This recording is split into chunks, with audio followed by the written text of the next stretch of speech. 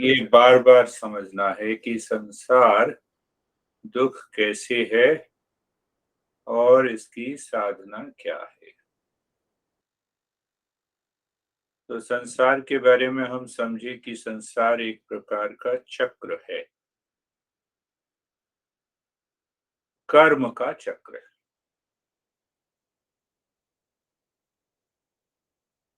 और संसार को हम वही कहते हैं कि भाई वो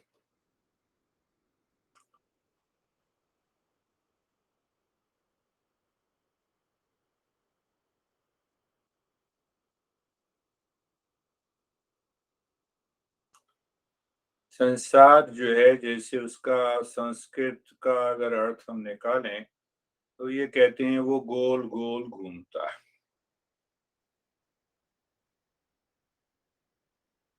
ये बार बार हमें याद रखना है, स्मरण रखना है।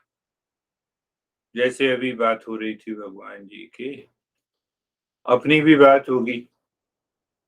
एक समय आएगा कि हमारा शरीर भी काम नहीं करेगा। तो क्या हम ये हमेशा याद रखते हैं कि मैं शरीर नहीं, कार है। 5 साल चलाई, 10 साल चलाई, यूज कर लिया, फिर उसको दूसरी कार ले ली। उसी प्रकार से ये शरीर भी हमें मिलता है।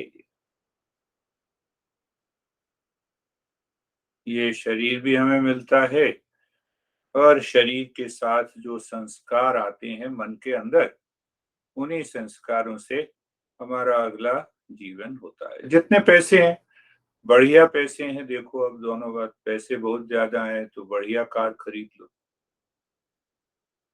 पर उसके साथ साथ चलाने की योग्यता भी चाहिए। तो अगर चलाने की योग्यता नहीं है, उसको बड़े आसान से उदाहरण में समझें कि अ, हमारे यहाँ कहते हैं ना, पूत कपूत तो क्यों धन संचय, और पूत सपूत तो क्यों धन संचय। बच्चे को पाल रहे हो, बड़ा कर रहे हो, तो अगर वो खुद स्वाभिमानी निकला, कर्मठ निकला, तो सब कुछ अपने आप जमा कर लेगा जैसे तुमने किया। और नहीं निकला तो इतना अच्छा परिवार होते हुए भी कोई प्रोग्रेस नहीं। तो कार तो हमने बहुत बढ़िया खरीद ली, पर चलानी नहीं आती तो मुश्किल, गलत चलाई तो मुश्किल। हाँ, अभी देखा ना, कहीं कुछ हो गया था वो।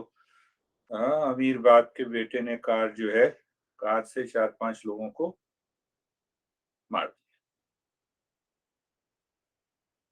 तो अब इसी बात को अगर संसार से जोड़ें कि जैसे हम संसार में रह रहे हैं, कि विवेक से हम काम नहीं कर रहे हैं, हमें सब कुछ मिला है, तो फिर वो एक चक्र में घूमेगा। तो अब उसने एक्सीडेंट कर दिया तो फिर जेल जाएगा, मुकदमा चलेगा, जेल होगी, कैरियर खराब हो गया। तो उसी तरह से अगर हमारे अंदर बुरे संस्कार रहते हैं तो वो संस्कार संसार का चक्र में हमें फंसा देते हैं और हमें दुखी करते हैं। कोई दूसरा दुखी नहीं करता।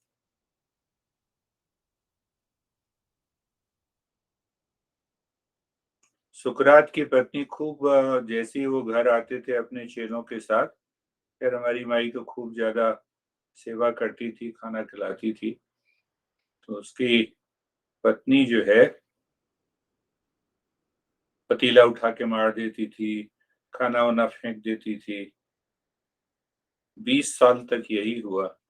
तो 20 साल तक सुकरात का एक चेला, मुझे नाम याद नहीं आ रहा, वो भी बहुत बड़ा योगी हो गया।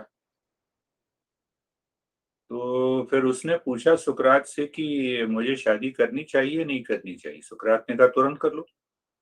कहते हैं मैं तो आपको 20 साल से देख रहा हूँ कि यह हालत है। तो सुकरात ने कहा देखो कि जब मैंने शादी की थी तब तो मैंने अपने को पाया नहीं था, अब तो मैंने अपने को पा लिया, और तुमने भी पा लिया है, तो शादी कर लो। तो पत्नी अगर अच्छी मिलेगी तो संसार में बाहर संसार भी सुखी, और तुम आध्यात्मिक हो ही गए। और पत्नी मेरी जैसे मिली तो एक सुख रात और पैदा हो जाए, वो संसार को और सिखाए। तो संसार को इसीलिए बुद्ध बुद्ध शब्द इस्तेमाल करते हैं कि ये संसार दुख है। कौन सा संसार? जिसको मैंने अपने संस्कारों से बनाया हुआ है, वो संसार जिसमें मैं ये देखता हूं कि मैं पति हूं, मैं पत्नी हूं, मैं बच्चा हूं, मेरी नौकरी है, मेरे पास इतना पैसा है, अच्छा मेरे पास ये हो जाता, ये जो मन की उधेड़ गुण है, इस ये संसार दुखी करता, ये संसार माया है। वो संसार नहीं जो कि संसार ईश्वर ने बनाया। संसार ईश्वर ने बनाया जो है कि 5 तत्व बनाए हैं, पहाड़ है, नदियां हैं, लोग हैं, जंतु जगत है, वनस्पति जगत है, ये संसार तो का उपयोग है, उसी से हम जिंदा हैं। तो लोग अक्सर ये समझ लेते हैं कि भाई ये संसार जो है, जो ये संसार माया है। नहीं, संसार माया नहीं है। संसार ईश्वर का वरदान है, ईश्वर की गिफ्ट है। तो फिर इसको और गहराई से अगर हम समझें तो ईश्वर ने आकाश बनाया ना, ईश्वर ने पानी बनाया, ईश्वर ने आग बनाई। आग तो कोई विज्ञान की देन नहीं है। ईश्वर ने हवा बनाई, पांचों तत्व बनाए। अब ये देखो कि एक कदम भी हम नहीं चल सकते अगर ये आकाश नहीं होता, स्पेस नहीं होता। पलकें नहीं झुका झुका सकते। 70% हमारे शरीर में पानी है, जिंदा रहने की कोई योग्यता नहीं, तो माया कैसे हो गई? ये माया नहीं है। मैंने अपने मन के उधेड़ बुन से, अपनी इच्छाओं से, अपनी वासनाओं से जो मैंने संसार बना रखा है, वो दुख है। सब ने अपना अपना एक संसार बना रखा, सब ने। हम सब ने एक एक संसार बना रखा। सुबह उठे, कुछ विचार दुख के आए, कुछ सुख के आए, और वो संसार, हम उसी संसार में हम रहते हैं। तो सब कुछ ये बुद्ध भी यही कहते हैं, और सारे हमारे योगी और गुरुदेव ये कहते हैं कि इसको पहचानना है कि तुम्हें दुखी कौन करता है। तुम्हें दुखी हवा नहीं करती, आकाश नहीं करता, बाहर का घर नहीं करता। घर क्यों दुखी करेगा? चाहे घर छोटा हो या बड़ा हो, पैसा कम हो ज्यादा हो, रुपया दुखी नहीं करता। रुपए में ना तो दुख लिखा हुआ है ना सुख लिखा हुआ है। घर में ना सुख लिखा हुआ है ना दुख लिखा हुआ है। तो भाई मैं तो दुखी रहता हूं घर में, वो घर के कारण नहीं है, मैंने जो संसार बनाया है उसके कारण। तो इसके ऊपर बार बार हम मनन करें। कैसे मनन करें? जब भी दुख आए, पहली सजगता ये हो कि अब मैं संसार के अंदर प्रवेश कर गया, अपने बनाए हुए। जब भी दुख, जब भी लालच आए,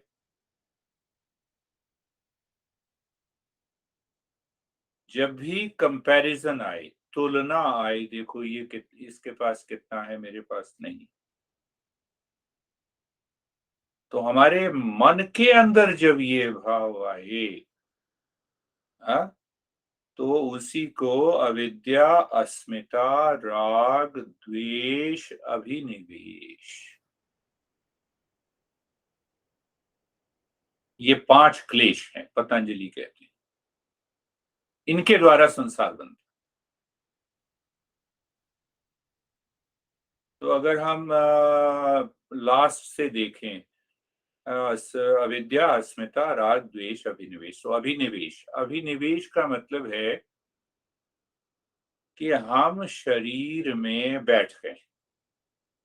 अभिनिवेश, निवेश कहते हैं ना, बैठ जाना, निवेश करना। तो हमारा मन इस शरीर में बुरी तरह से बैठ गया है, और बैठने के कारण वो ये कह रहा है कि मैं शरीर। तो जब मैं शरीर हूं तो शरीर का क्या धर्म है? शरीर का धर्म है कि पैदा होता है, बढ़ता है, बूढ़ा होता है, बीमारियां होती हैं, स्वास्थ्य आता है और खत्म हो जाता है। तो गुरुदेव ये कहते थे, मुझे फिर याद आ रहा है गुरुदेव की बात ही, कहते थे कि अगर ये शरीर को तुमने मान लिया कि मैं शरीर हूं, तो शरीर का धर्म भी मान लो। धर्म है कि वो एक समय में पैदा होगा, दूसरे समय में मर जाएगा, तो दुख किस बात का? शरीर का जो धर्म है भाई, फोन का क्या धर्म है? फोन करना, मैसेज करना। कार का क्या धर्म है? कि ट्रैवल करना। घड़ी का क्या धर्म है? कि टाइम देखना। तो जो उसका धर्म है, शरीर का धर्म है कि वो पैदा होगा, बढ़ेगा, और बढ़ने के बाद एक दिन चला जाएगा, तो दुख किस बात का? तो वहां भी दुखी नहीं है। और अगर हम शरीर नहीं है, तो दुख किस बात का? शरीर है तो दुख किस बात का? शरीर नहीं है तो दुख किस बात का? तो ये दोनों बातें हमारे मन में, ध्यान में नहीं आती। और जब ध्यान में नहीं आती, तब क्या होता है? तब शरीर से राग और द्वेष। एक बात, और पहले तो मैं शरीर हो गया। तो जब मैं शरीर हूं तो इसको कहते हैं, क्या कहते हैं? इसको कहते हैं मुख्यात्मा, गौणात्मा, और एक और शब्द है मिथ्यात्मा। तो पहला जो मैं शरीर हूं, तो इसको हम कहते हैं मिथ्यात्मा, मिथ्य आत्मा। कि मैंने अपने आप को शरीर से जोड़ दिया। अब होता क्या है कि जैसे ही मैं शरीर हूं, बाहर ये मन जाएगा तो संसार बनाएगा। कैसे संसार बनाएगा? पहले तो मैं शरीर हूं, तो पूनम के साथ संबंध तुम्हारा, तुम पति हो गए, वो पत्नी हो गई। बच्चे के साथ संबंध, तुम पिता हो गए। बड़े के साथ संबंध, तुम बच्चे हो गए। अब संबंध देखो, तीसरे के साथ तुम दोस्त हो गए। तो बिना ये माने कि मैं शरीर हूं, बाहर कोई संबंध नहीं बनता। संबंध तो शरीर से ही बने, कि मैं लड़का हूं, शादी किससे होगी? लड़की से होगी। आजकल तो फिर उल्टा रिवाज चल पड़ा है, वो दूसरी बात है। देखो, तो ये जो ये संसार है, हम मिथ्यात्मा में रहें, गौणात्मा में रहें, हम दुख का अनुभव करें कि मैं शरीर हूं और शरीर दुखी है, इसीलिए मैं दुखी। तो इसके संस्कार बन गए, और इसके संस्कार बनते बनते इसी को हम कहते हैं कर्म का भाव चक्र। तो जो मेरे अंदर भाव हैं, विचार हैं, संवेदनाएं हैं, जिस तरह का मैं जीवन जी रहा हूं संसार में, राग और द्वेष के कारण ये संसार दुख है। वो जो बाहर संसार हमें दिखाई दे रहा है, वो संसार दुख नहीं है। वो संसार तो ईश्वर का वरदान है।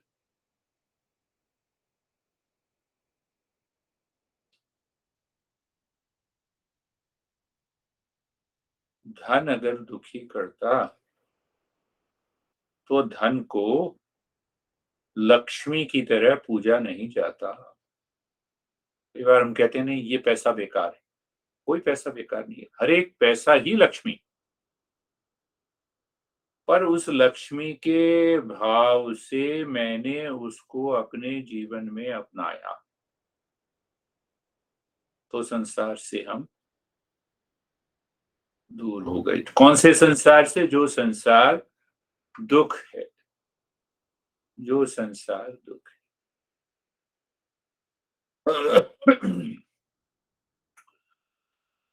गुरुदेव इस्तेमाल करते थे, फिर मुझे याद आ रहा है।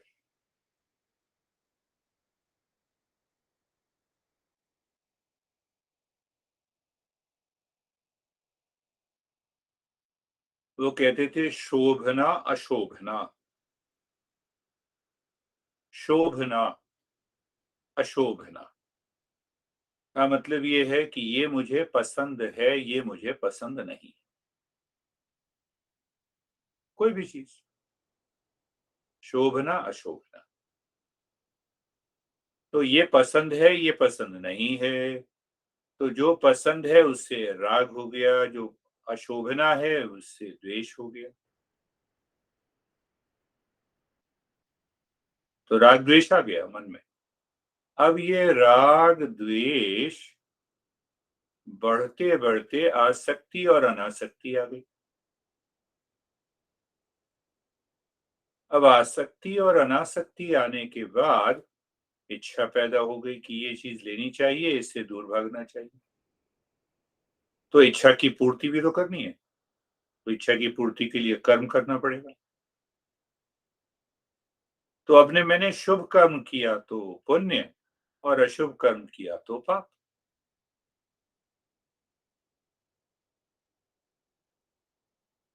अब मैंने शुभ कर्म किया और मुझे पुण्य मिला। पुण्य का मतलब ये है कि मेरे जीवन में शांति बनी हुई है, किसी तरह का कोई दुख क्षोभ नहीं है, दूसरे व्यक्ति से क्रोध नहीं है, फेवरेबल कंडीशन है, चाहे पर्सनल लाइफ में हो, प्रोफेशनल लाइफ में हो, सोशल लाइफ में, उसको हम कहते हैं पुण्य। यानी पुण्य दिखाई नहीं देता। तुमने दान दिया गुरुदेव को तो वो पुण्य आश्रम में तो वो दिखाई नहीं दे रहा, पर उसका प्रभाव दिखाई देता है। पुण्य पाप दिखाई नहीं देते। नहीं, देखो एक्सीडेंट हो गया, पता नहीं कितने पाप किए होंगे, तो पाप दिखाई नहीं दिया, पाप का असर दिखाई दिया। पुण्य पाप दिखाई नहीं देते। तो पुण्य पाप हो गया। देखो अब, तो देखो अब जीवन में तुम देख रहे हो पूरे महीने मेरा जीवन जो है बड़ी शांति में गुजरा, कहीं किसी तरह का कोई तनाव दुख नहीं है, पर्सनल लाइफ में भी, प्रोफेशनल लाइफ में भी, सोशल लाइफ में भी। तो इसलिए ये पुण्य हो गया। हाय राम हाय तौबा चली हुई है, दुख बना हुआ है, तो वो सारे के सारे पाप हो गए। इसको इसको हम कहते हैं कि पाप और पुण्य की बात हम कहते हैं।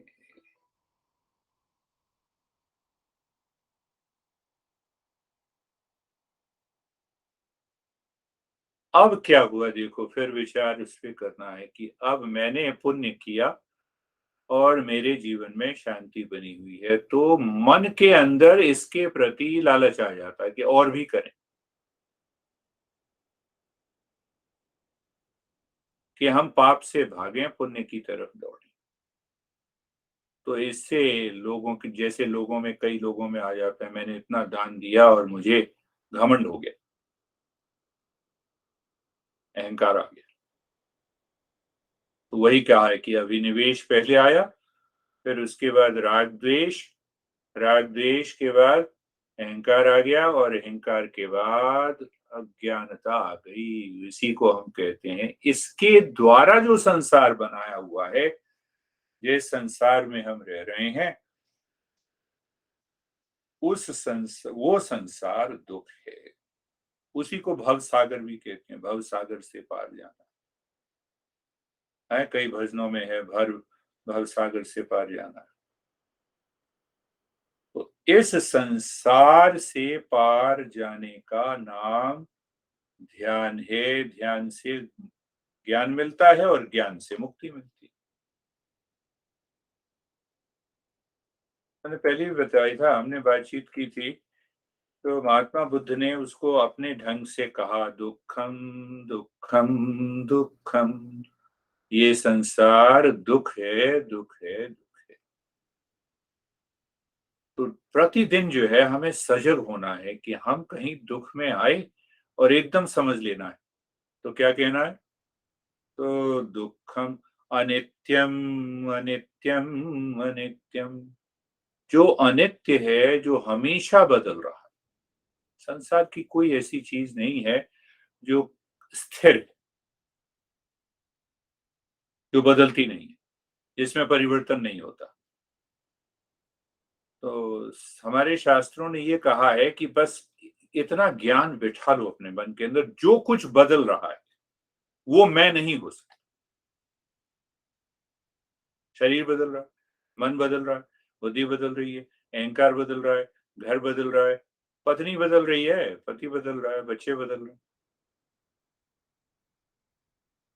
ये अंदर की सजगता होगी।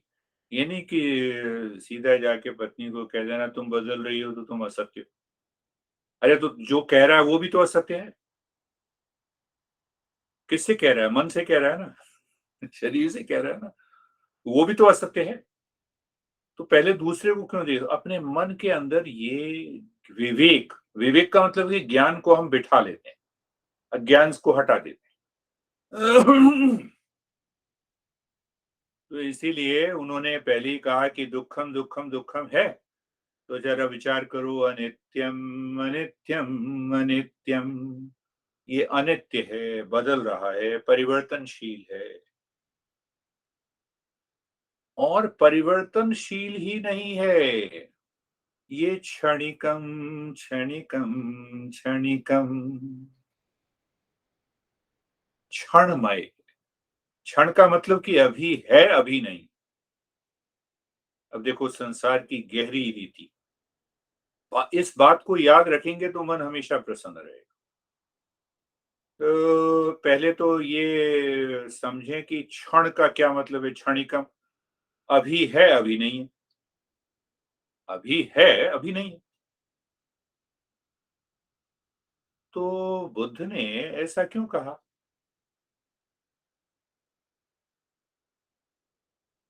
क्षणिकम, क्षणिकम, क्षणिकम।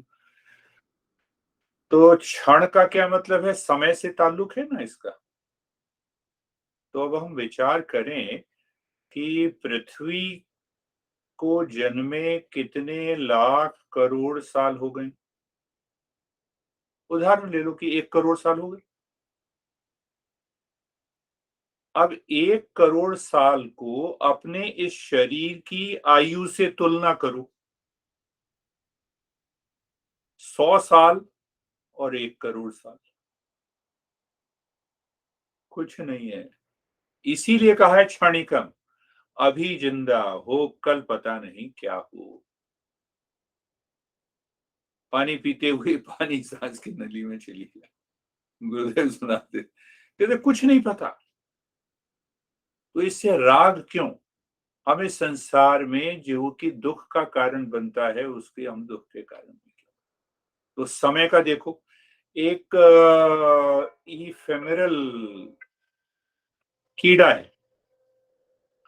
इफेमेरल का मतलब है कि क्षणिकम, वही क्षमिरण बायोलॉजी में है। तो अगर मुझे अच्छी तरह से याद है तो 1 घंटे में, 1 घंटे में ही उसका जीवन पूरा हो जाता है। जिस उस 1 घंटे को हम 100 साल कहते हैं। अगर हम 100 साल जीते हैं तो उस 1 घंटे में, मनुष्य के 1 घंटे में वो पैदा हुआ, बड़ा हुआ, हाँ, फिर वयस्क हुआ, मैथुन किया, मर गया, एक ही घंटे में। तो वो उसकी तुलना करो, 1 घंटा और हमारे 100 साल, और हमारे 100 साल पृथ्वी को हुए 1 करोड़ साल। कम से कम हम उस कीड़े से भी कम उम्र है, अगर तुलना करें 100 साल और 1 करोड़ साल। तो इसीलिए वो कहते हैं ये क्षणिकम, क्षणिकम। दूसरा और उदाहरण लो ना। ये मैं इस कमरे में बैठा हूं तो मुझे लगता है अगर ये मेरा शरीर एक बक्सा होता तो कम से कम मुझे लगता है कि एक के ऊपर अगर एक रखते, तो हो सकता है कि 5,000 बक्से आ जाएँगे। तो इस कमरे से मैं 5,000 गुना छोटा हूँ, अपने घर से, अपने कमरे की तुलना करो, अपने घर से, फिर अपने शहर से, फिर अपने डिस्ट्रिक्ट से, फिर अपने राज्य से, फिर अपने राष्ट्र से, कितने छोटे हैं, मकड़े की तुलना भी नहीं हो सकती उनसे। ये असलियत है, हम इस असलियत को झुठलाकर अहंकार करते हैं, कितना बड़ा। मुझे फिर गुरुदेव की बात याद आती है, उनकी एक-एक बात कि देखो वो बड़ा है, दही बड़ा बना के खा जाओ, बड़ा है। कौन बड़ा हो सकता है? ईश्वर से। हाँ, याद है कभी बार-बार वो कहते थे, दही बड़ा बना के खा जाओ। फिर मैंने शास्त्र में देखा तो क्षणिकम, क्षणिकम, क्षणिकम। तो हमने अपने मन के अंदर विचार और भाव से संस्कारों को जो आरोपित किया हुआ है, जिस तरह का हम जीवन जी रहे हैं, अपना खुद का संसार बना के उसको संसार कहते हैं, उसको भाव चक्र कहते हैं। ये संसार हमें दुखी करता है।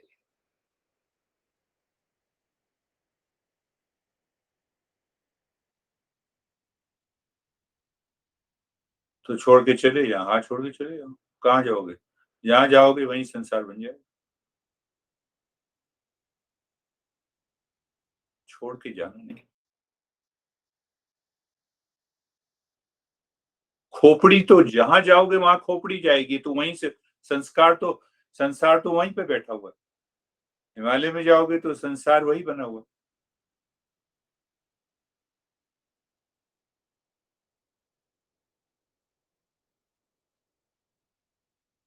तो क्या वो इन्हीं को कहते हैं चार आर्य सत्र में, 4 आर्य सत्य। उसमें से पहला असत्य है संसार दुख है, और दूसरा है संसार दुख का कारण है। कौन सा संसार? जो संसार मैंने अपने बनाया, बाहर का संसार नहीं। ये फोन रखा हुआ है, फोन मुझे दुखी नहीं कर रहा, पर मैं फोन के साथ मेरी आसक्ति है, ये मुझे दुख या सुख देगी। ये संसार।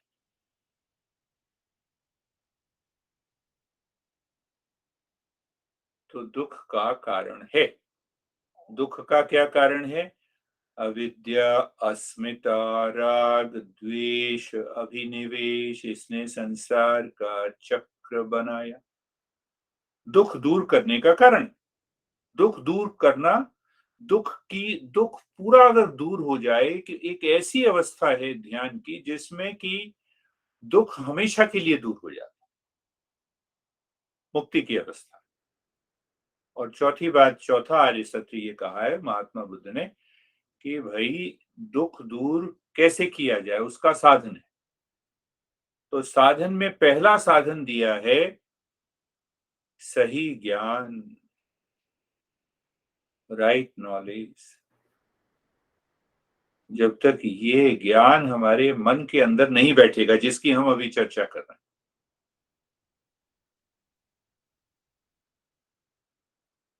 तब तक कुछ नहीं। इसीलिए गुरुदेव जोर देते थे ज्ञान के ऊपर कि ज्ञान से मुक्ति मिलेगी। अब ज्ञान कैसे होगा? ध्यान की गहरी अवस्था में ज्ञान मिलेगा।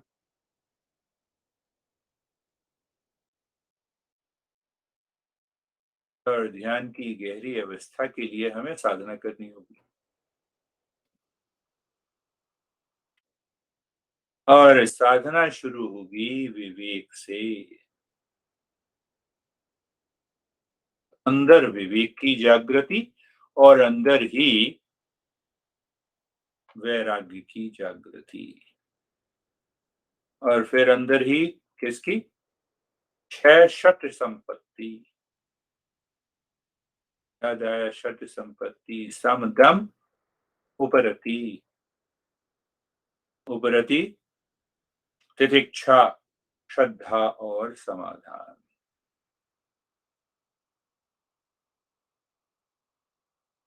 सब गुरुओं ने अपने अपने ढंग से इस तरफ विचार किया है और विचार के बाद उन्होंने अपनी एक तरीका बनाया है हमें समझाने के लिए।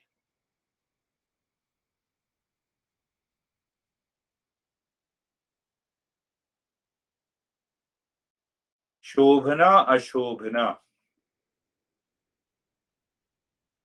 इसको और भी समझना। शोभना अशोभन बुद्धि।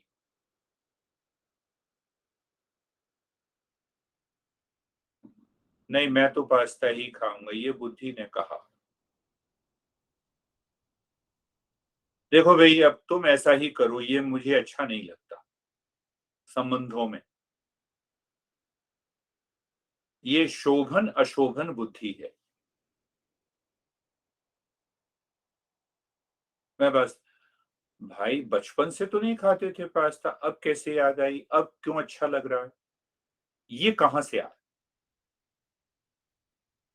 ये भी तो सोचना, ये आया कहां से?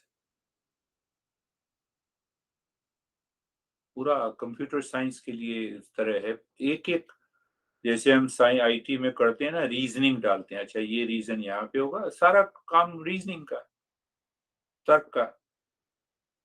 उसी से हम सॉफ्टवेयर बनाते हैं, उसी से। तो उसी प्रकार से भाई ये ठीक है, मैं, ये मेरा बुद्धि ये कह रही है कि ये मुझे पास्ता पसंद है। तो ये आया कहां से?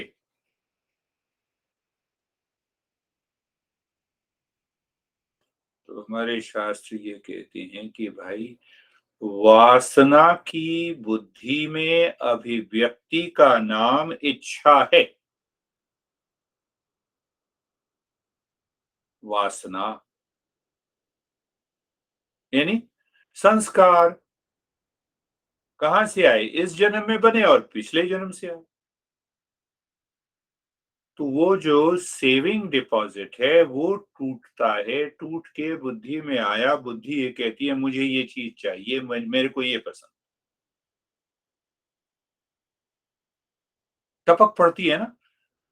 बचपन से अगर देखें तो हम कहते हैं नहीं, अच्छा अच्छा पास्ता तो मुझे पसंद नहीं था, पर पास्ता कहाँ से मुझे पसंद आया? ये कपड़े, इस रंग के कपड़े कैसे पसंद आए? वो सारे कारण वासना।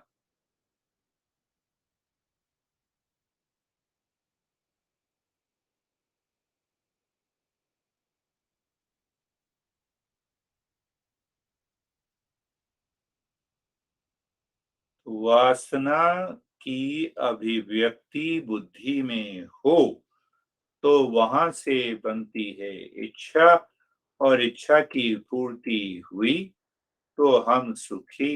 इच्छा की पूर्ति नहीं हुई, जैसे वो तुम्हारा जो गड़बड़ घोटाला था, उसकी पूर्ति नहीं हो जाती तो तुम खुश हो जाते। अब नहीं हुई तो दुखी हो।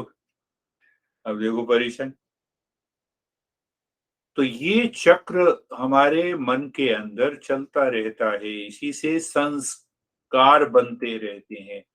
और इन सारे संस्कारों से संसार बन जाता है, और उस संसार से हम दुखी होते हैं। उस संसार से दुखी हो।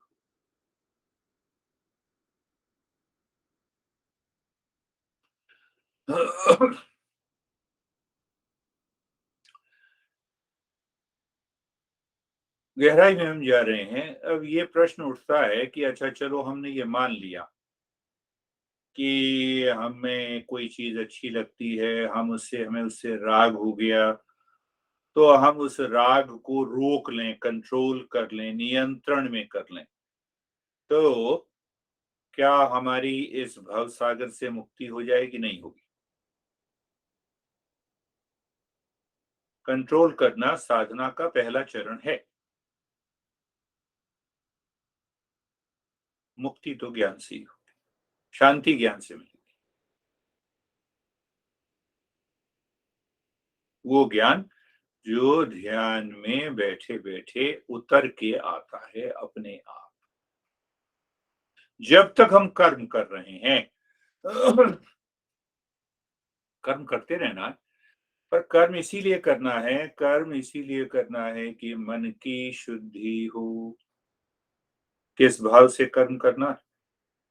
पत्नी कहती है अच्छा ये काम कर दो, तो अपने मन के अंदर से अहंकार हटाया, फल की इच्छा हटाई और वो काम कर दिया।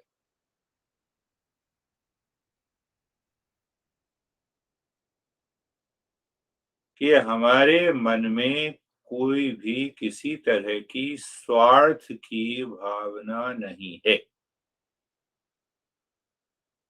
उस हिसाब से कर्म किया तो ये कर्म मन की शुद्धि का कारण बनता। इसीलिए गुरुदेव इस बात पे बड़ा जोर देते थे, सेवा करो, सेवा सत्संग, सेवा सिमरन सत्संग। तो सिमरन ध्यान हो गया, सेवा कर्म योग हो गया, और सत्संग ज्ञान योग हो गया।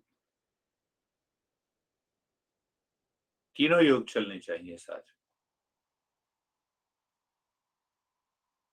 अभी यूक्रेन में युद्ध हो रहा है, वहां के बहुत से लोग मुझे जानते हैं, तो मेरे मन में ऐसे ही विचार आया। मैंने कहा जितने लोग आए, 20-25 लोग आते हैं, मैंने कहा मैं जब तक पैसा नहीं लूंगा जब तक कि ये युद्ध समाप्त नहीं हो जाए।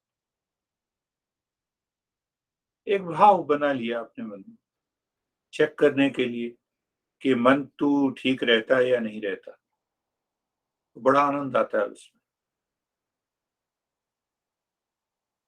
तो ये इस तरह की कोई भी काम, सेवा का काम हो, इसीलिए हम जाते हैं गुरुदेव के आश्रम।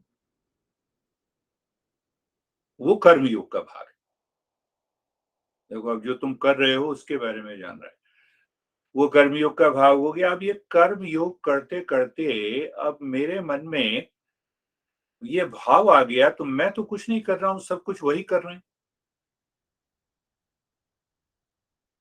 कौन कर रहे हैं? ईश्वर कर रहे हैं या गुरु कर रहे हैं।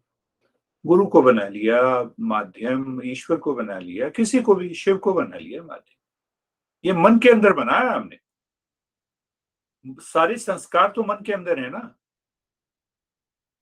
और कर्म योग भी हम मन के भाव से बाहर व्यक्त कर रहे हैं कि मन में मेरा ये भाव नहीं है कि मैं कर रहा हूं आपके लिए।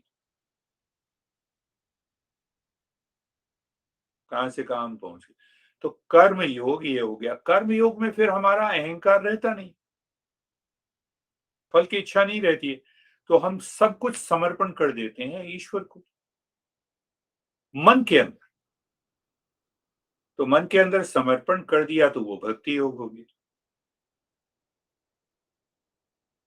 उसको उपासना भी कहते हैं। तो अब ये, तो दोनों से हुआ क्या? एक तो मन की शुद्धि हो गई, ये मैंने किया इसका भाव नहीं है। मैंने किया जब तक शरीर मैं हूं ये भाव बना रहता है तो वो छूट जाए। बाहर तो ये छूट जाएगा, मन की शुद्धि हो जाएगी। अब मन की शुद्धि का क्या मतलब?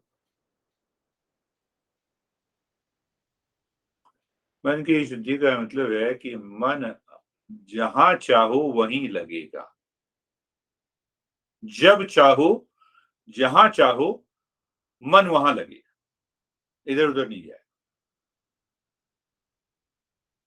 गुस्सा नहीं आएगा, कम आए, या यूं कहो कि कम आएगा या नहीं आएगा, या आएगा तो ऐसे आएगा जैसे कि पानी में लकीर खींची, आया और खत्म हो गया, उसके संस्कार नहीं बने।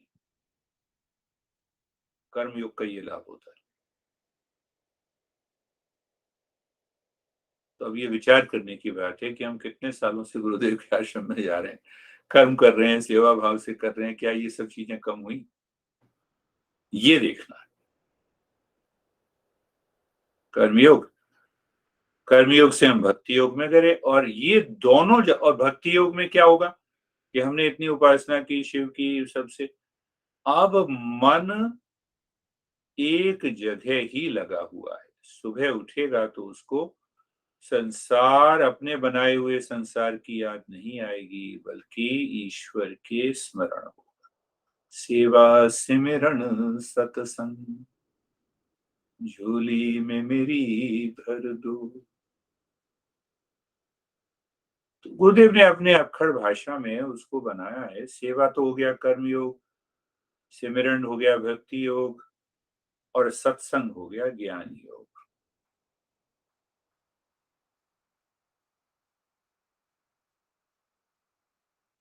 तो भाई पहले हम ज्ञान योग करें या भक्ति योग करें या कर्म योग?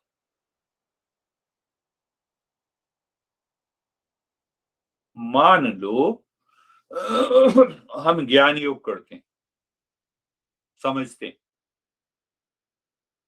और सुनने में, श्रवण करते समय में मन भटक रहा है,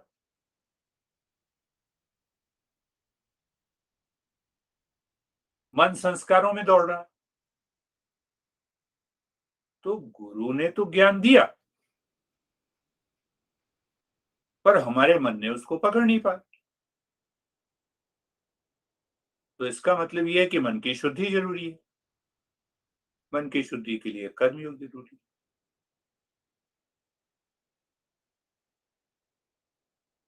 और मन एक जगह टिका रहे जिससे कि श्रवण पूरा हो, भक्ति योग जरूरी है। ओम नमः शिवाय। उदाहरण ले लो मंत्र का। कहीं भी रहें, कहां भी रहें, कैसे भी रहें, बस वो सिमरन बना हुआ है मन के अंदर। बाहर किसी को नहीं पता, अपने मन के अंदर बना हुआ है।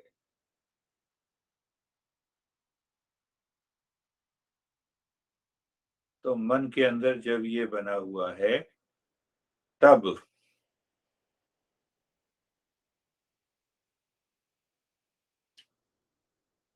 दोनों चीजें। तो श्रवण का मतलब, ये ज्ञान योग का मतलब ये है कि मन शुद्ध है, और मन की एकाग्रता अंदर है। तो हम देख रहे हैं कि ये संसार अभी है मेरे मन में, पर वो संसार मेरे से दूर है। अब मुझे इस अज्ञानता को दूर करना है। तो उसके लिए ध्यान की साधना हो गई, और उसके लिए श्रवण हो गया, सुनना हो गया।